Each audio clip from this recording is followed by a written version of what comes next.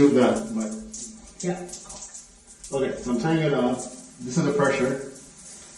Normally the pressure is higher than this. It's not this low. If I turn it all the way to the hot water, see the pressure drops dramatically. It's like it's almost dripping.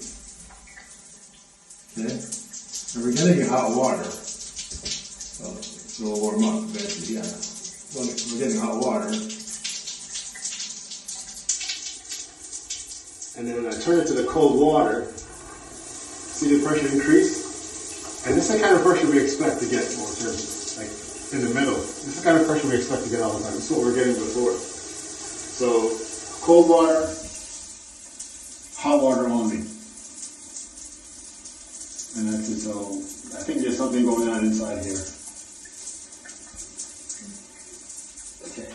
What's up, my YouTube base? Welcome to my channel. If you've been here before, welcome back. If not, welcome to the experience. Today, this issue with the hot water pressure came back, even after I replaced the cartridge with a new one. I've been doing some more research online, and out of desperation, I'm going to try one last thing behind the wall. A few moments later. I need to get behind a large circular plate with a silicone seal, and carefully cut into it with a utility knife.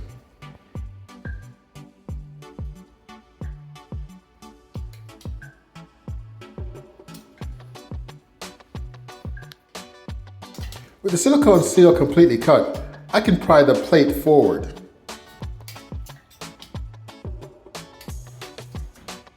Next, I need to remove the two handles that are blocking the plate from coming off.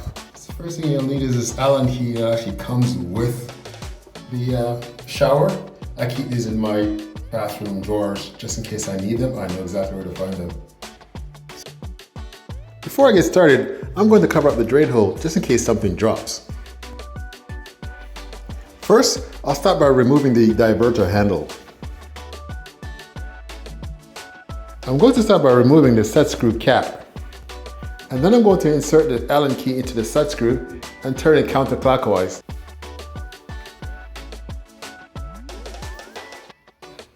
I'm going to repeat the same process with the larger handle.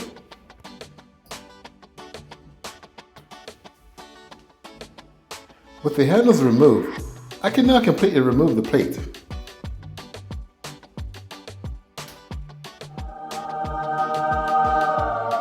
This is the brass valve body with built-in shutoff screws. The brass valve is the control center of your shower. It lives behind the wall and acts as the brain that manages water flow, temperature, and safety. This allows you to turn off the water at the shower so you don't have to shut off the water for the entire house to perform a repair. I'm going to check the hot water screw by turning it fully counterclockwise to see if it's open. It's stuck, and that means it is fully open. With that being the case, I'm going to turn it clockwise to close it fully and then reopen to allow for maximum water pressure.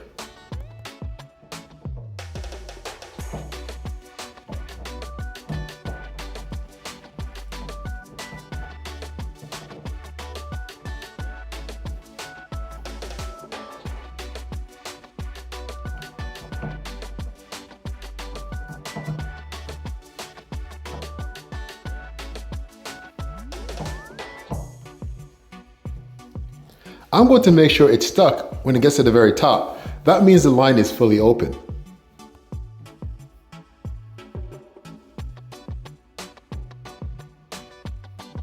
I'm going to perform the same close and open task on the cold water side, even though there didn't seem to be a problem with it.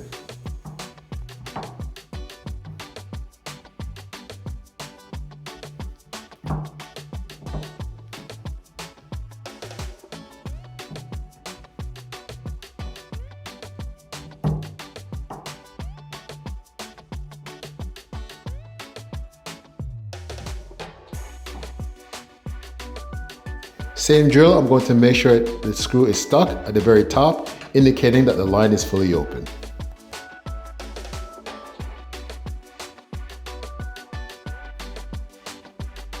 I'll scrape off the old silicone so I can reseal it properly. You want to do this to ensure that there's no water flowing behind the wall potentially causing mold and mildew.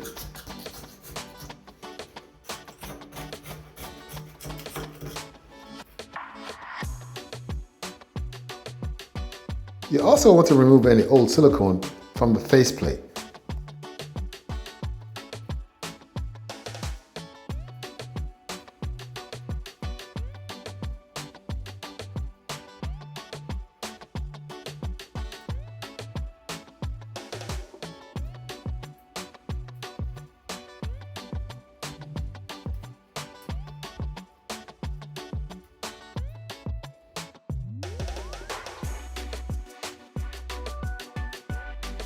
You want to be careful when handling or cleaning the faceplate, as it's made of sharp edges.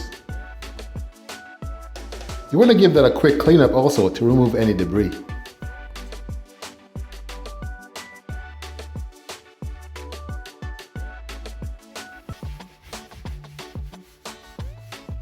You want to also give the wall a quick clean down to remove any excess debris.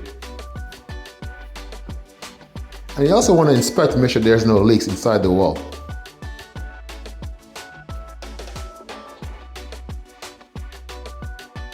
With that done, I'm ready to put everything back together again.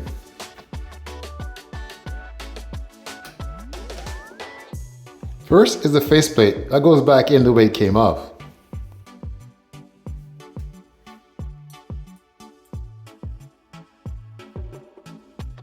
You then want to reattach all the handles.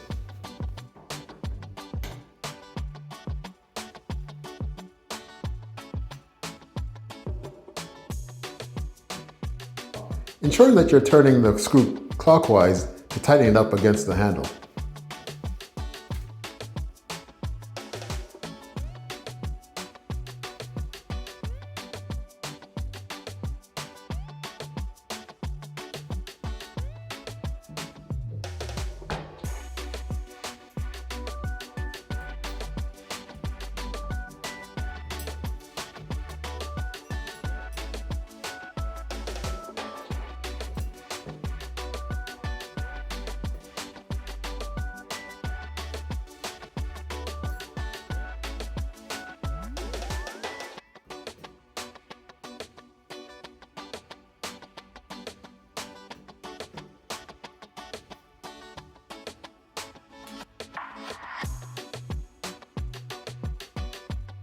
A few moments later.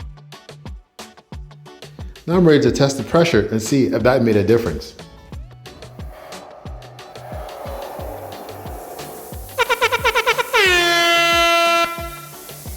That is the roaring sound that I'm used to. That means we have success. This sound is very encouraging as I now have full pressure from the hot water on its own, which is much better than before. The cold water is also functioning as expected. I'm going to test all three handle positions for balanced, consistent pressure before I wrap things up.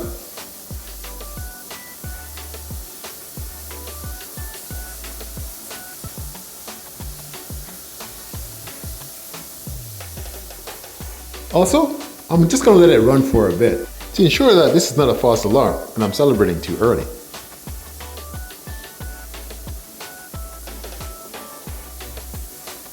That's hot.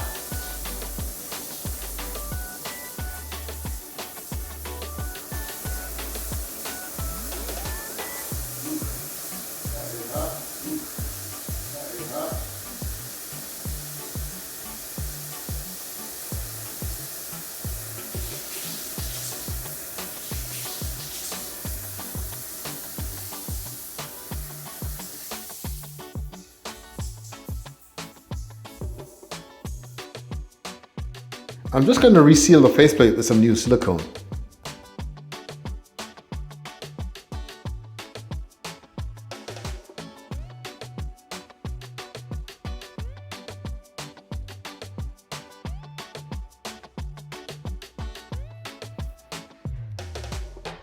You want to make sure you have a tight seal around this faceplate before you call this job done.